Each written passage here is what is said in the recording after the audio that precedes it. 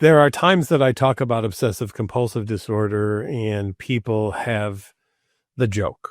Oh, I wish I had a little bit of OCD, or wouldn't it be great to have a little OCD? And I would get my house cleaned. There would be dusting. No one would ever break in. My hands would be washed. And that shows a level of lack of understanding of OCD in a few ways. Number one, that having OCD would actually be helpful, which not one person with OCD would ever say that OCD has ever been helpful to them in their entire life. And number two, that OCD is about the things that we see maybe in some Hollywood movies or some TV shows. So I'd like to break down a few things about OCD and go beyond the typical subtypes that you might think of it as, and maybe open some eyes a little bit more to the ways that obsessive compulsive disorder really does interfere in the lives of people.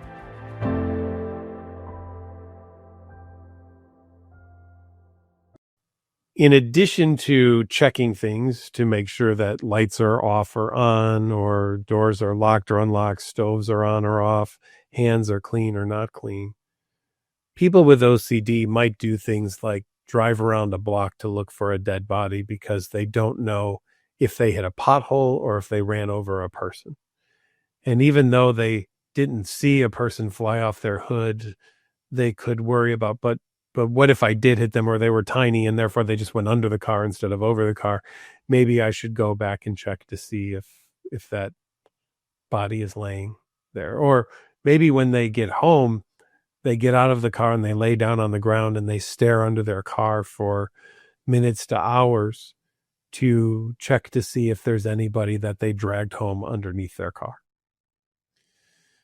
Or maybe it's this idea that I don't love someone quite the way that I'm supposed to, or maybe they don't love me enough, or what if we're not attracted to each other the right way, or what if I'm not actually the sexual orientation that I've been my entire life, and I've been actually living a lie, and I'm supposed to be something else, and I didn't know until now, and now I'm going to have to leave my spouse and go marry somebody else because I might have these different feelings that I just wasn't aware of. Or what if I did something, but I don't remember that I did it? And how can I be 100% confident in the fact that I did or did not do something?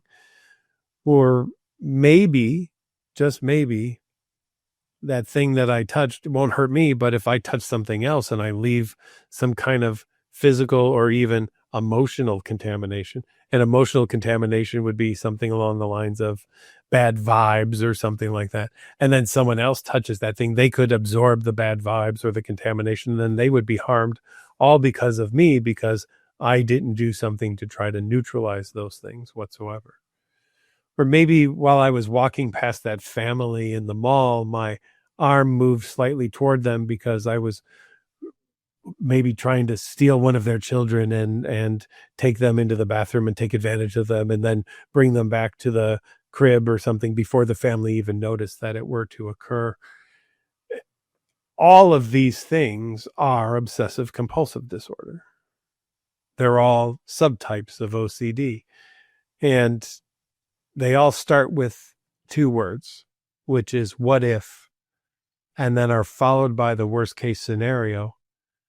And then that's followed by this overwhelming need to do something to neutralize that, because if we don't, A, it could come true because maybe we've manifested it, or B, if it did come true, would we be at fault for it? Or C, if it did come true and we didn't do something to stop it, what kind of person are we for not having done so?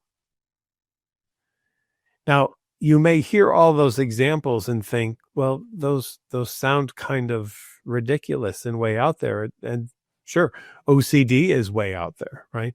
OCD will take whatever is the most important thing to you and get you to doubt it, get you to have uncertainty about it. You love your faith. OCD will say, yeah, but maybe you committed that unpardonable sin and now you're not going to be able to go to the afterlife that you want to. You should probably just do some investigation to try to figure out if you committed that sin or not, and then figure out even though it's unpardonable and there's no way to do anything about it, still spend thousands upon thousands of hours trying to figure out a way to be pardoned for it, but it is unpardonable. That would be obsessive compulsive disorder. Or is there ever a way to truly 100% absolutely with no doubt whatsoever know that your spouse is the absolutely right person for you and there will never be anyone else that you will ever be attracted to or interested in whatsoever? I don't think so. How do you know that when you were slightly nodding off last night while driving home, your car didn't veer just a little bit, but there happened to be a motorcycle driver coming up behind you, and because of the veering you did, they veered, but then when they did that, it was while you were approaching a bridge, and maybe the motorcycle went off the road, and now they're at the bottom of the river or the lake. Should you go and get some scuba gear and check just to make sure that that didn't happen? These are things people with OCD have done, right? And you may say, well, just stop it.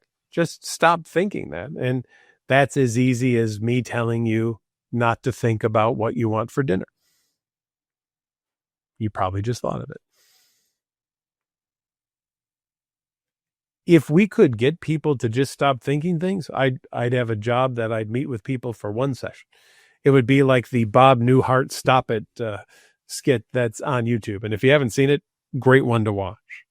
And I think in watching it, you'll kind of realize, oh yeah, that's just not how it works, is it? Because we don't have the capability, our brains don't work that way, to just be able to not think of something if we don't want to. In fact, it's quite the opposite. The more we hope not to think of something, the more likely we are to actually think of it. So there's a paradoxical aspect that comes into the treatment that we talk about with obsessive compulsive disorder. And that is, if you want to not be bothered by something, face that thing and learn how to handle it instead of try to figure out a way to never think about that thing ever again for the rest of your life. Because you will be far more successful in learning how to face something and handling it than you ever will be by trying not to think of something. Now, these types of OCD that I've described, you may be surprised at, but you may also think, wait a minute, I do that all the time, but I didn't know that was obsessive compulsive disorder. And I never told anybody about that. How do you know about that? And the reason I know about that is because we see every one of those themes thousands upon thousands of times every day here at NOCD. In all of our therapy sessions that we do on a daily basis, we're talking to people who have fears that they've done something of a taboo nature, that they've harmed someone or are going to be harmed, or that they will harm someone. We've talked to people who are afraid about having not done things absolutely perfectly just right. We talk to people who have issues with being contaminated or contaminating others. And we daily deal with people who think they are what one of my friends, Clay, once said, terminally unique, that they're the only person in the world who's ever had this thought or image or urge before. And the reality of that is that's just simply not true. I often say to people when I meet with them, if you tell me something I've never heard in relationship to OCD, I'll give you $1. I haven't given out $1 in over 10 years. I think I've heard most things. I'd be happy to give out $1 if somebody has a new one. That's always of interest to me. But OCD has one very simple playbook. And that's why, in reality, I think it's actually something that's very, very treatable, because OCD is a one-trick pony. And let me give you the playbook. What's the worst possible thing you could what if about this scenario or situation? And then what's something that you could do to satisfy it or to neutralize it in a way that will bring you a bit of relief, even if it's only for a few milliseconds? And that's the playbook of OCD. Nothing more than that. The most favorite compliment I've ever received from anyone is, I can't believe you don't have OCD because you think like you do. And the only reason I think like I have OCD is because I know the playbook of OCD, and therefore I know the worst case scenario that it can come up with. And when I say that to people I'm working with, they'll say, "How did you know I thought that?" And I'll say, "Because I know how to think about worst case scenarios really well. It's what I do." The best part of that, the best part of OCD being predictable, and that no topic is off the table, and that we've seen all of the topics here at NOCD, is it doesn't mean that you're unique. You're just like everybody else with OCD.